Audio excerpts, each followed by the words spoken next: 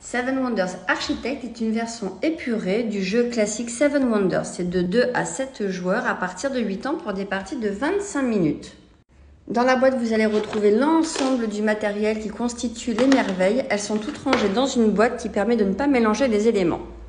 Voici l'exemple de l'installation pour une partie avec 4 joueurs. Donc chaque personne récupère une boîte avec un paquet de cartes qu'il place entre 2 joueurs. Donc il y a toujours des cartes disponibles et une pioche au centre de la table. Le but du jeu, pour mettre déjà fin à la partie, c'est de construire le plus rapidement sa merveille. On construit une merveille lorsqu'on peut payer en ressources et retourner les éléments. Donc dès qu'une merveille composée de 5 éléments, c'est pareil partout, est complètement construite, la partie prend fin.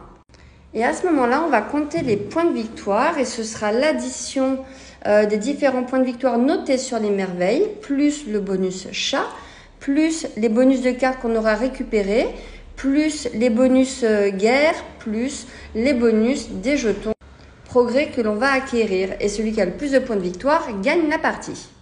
Le jeu est très simple. À mon tour, j'ai le choix. Je peux soit piocher la première carte de ma gauche, qui me donne un jeton progrès, enfin un symbole progrès, ou piocher la première carte sur ma droite, qui est avec Jace, qui me donne une carte combat. Si ces deux cartes ne me plaisent pas, j'ai la possibilité à mon tour de piocher la première carte du sabot et de la mettre devant moi.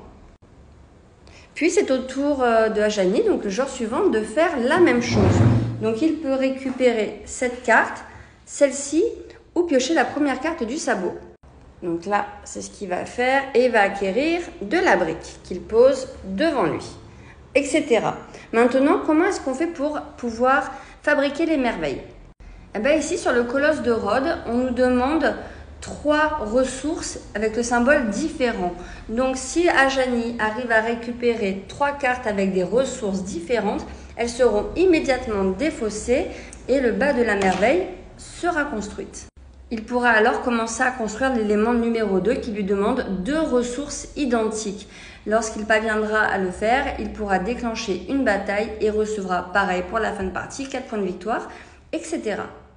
Au centre de la table, les jetons progrès donnent des bonus et ici, les éléments de la guerre que l'on retrouve là, lorsqu'ils sont actionnés, sont retournés. Quand toutes les guerres sont révélées, les joueurs vont comparer le nombre de guerres de part et d'autre de leurs voisins et à chaque fois que quelqu'un a la majorité, il va gagner 3 points de victoire. C'est un jeu facile, fluide que vous pouvez sortir tous les soirs pour jouer en famille et qu'on vous recommande pour passer de bons moments.